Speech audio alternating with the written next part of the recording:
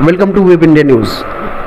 Today we are going to talk about नगर पालिका के अंतर्गत आने वाले एक सिसवा बाजार के अंतर्गत अध्यक्ष पद के लिए सुयोग्य एवं कर्मठ प्रत्याशी जिनका नाम पंकज सिंह है। मैं उनसे बात करने की कोशिश करूंगा। सर, सबसे पहले आप बधाई के पात्र हैं। मैंने मेरी कंग्रेचुलेसन्स फॉर इस सिसवा बाजार के अध्यक्ष पोस्ट के लिए आने के लिए। आपके जैसा you are an advocate, then आप एक शिक्षित व्यक्ति होने के बावजूद भी आपके पास बहुत सारा रुपया पैसा भी होगा, लेकिन फिर भी आप इस पोस्ट के लिए, अध्यक्ष पोस्ट के लिए निकले। क्या क्या राय रही और क्या एजेंडा लेकर के उतरे हुए? सबसे पहले सर, दर्शकों के सामने मैं आपका परिचय से रूबरू कराना चाहता हूँ। अब मेरा नाम पंकज सिंह है, मैं एडवोकेट हूँ और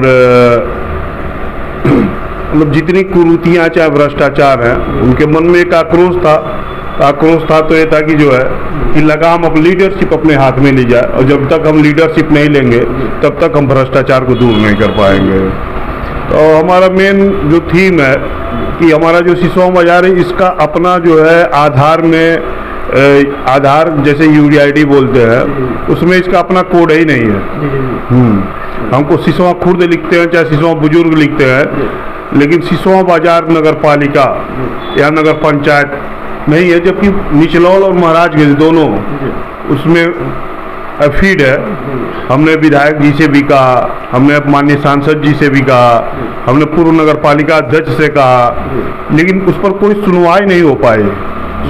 तो जब हमारा जगह ही, हमारा नगर पालिका ही अस्तित्व विहीन रहेगा तो सबसे पहला कार्य कि सिसवा बाजार को हम जो है उसमें फीड कराएंगे, और जीते तो हारे तो हमारा संघर्ष अनवरत जारी रहेगा।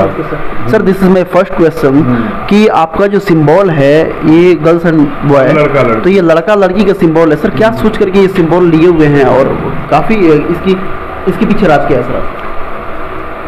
पहले तो ये वैसे ही अलाट हो गया, लेकिन अगर लड़का लड़की हम मानते तो परिवार नियोजन का बेहतर है।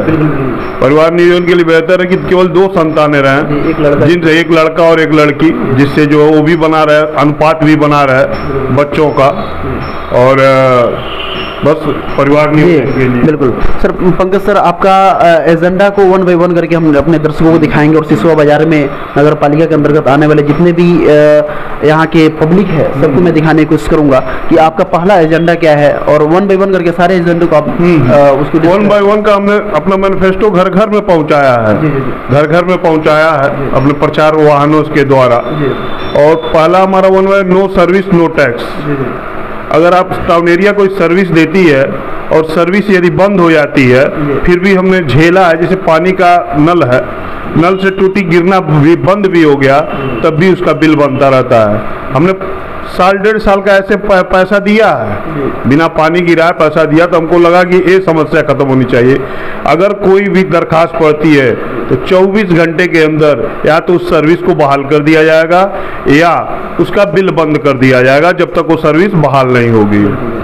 दूसरा है कि नगर पालिका क्षेत्र में इतने सारे संविदा कर्मचारी हैं, इस संविदा कर्मचारी घूस के द्वारा लाए जाते हैं बाहर से, और हमारे नगर पालिका क्षेत्र के अंतर्गत बेरोजगार लड़के ऐसे ही घूमते रहते हैं, उनको कोई रोजगार नहीं रहता।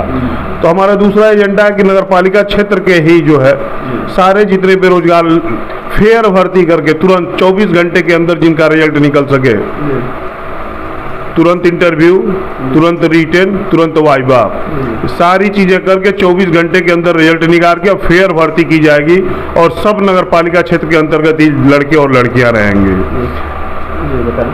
तीसरा एजेंडा जो हमारा है, जैसे हमारे यहाँ सिसवा बाजार में क्योंकि बहुत सारे ऐसे लोग हैं जिनके पास भवन तो है लेकिन उसके कागजात नहीं है, ऐसे ही जमींदारी प्रथा के द्वारा बसे हुए लोग हैं, तो घर तो है लेकिन कागज नहीं है, तो कोई भी चीज लेने के लिए, लोनिंग कराने के लिए उसकी जरूरत पड़ती है कागज की, सरकारी अमला कागज मांगता है, तो सबको भूमि भवन प्रमाण पत्र जारी किया जाएगा। जितने भी लोग बसे हैं जमींदारी क्षेत्र के अंतर्गत, ओनरशिप सर्टिफिकेट दिया जाएगा।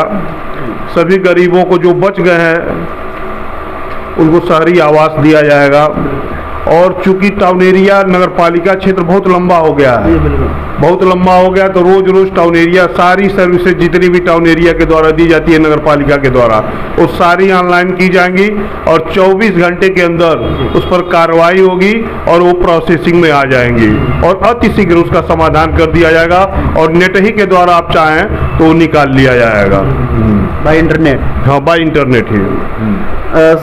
और कुछ सर आपको कुछ एजेंडा जो है आपके पास? नहीं, पहले तो हमको सिसवा बाजार का अस्तित्व ही कायम करना है। आधार के लिस्ट में जो है सिसवा बाजार को, क्योंकि संशोधन हो गए, सारे पते बदलेंगे, तो आधार के लिस्ट में सिसवा बाजार आना चाहिए।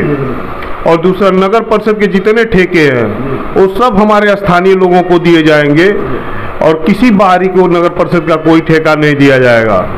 सर ये बात ये रहा कि जैसे आप एक एडवोकेट हैं और एडवोकेट तो काफ़ी मतलब एक प्रोफेशनल वर्क है, जॉब है, और उसमें होने के बावजूद भी काफ़ी पैसे भी है सर, रुतबा भी है।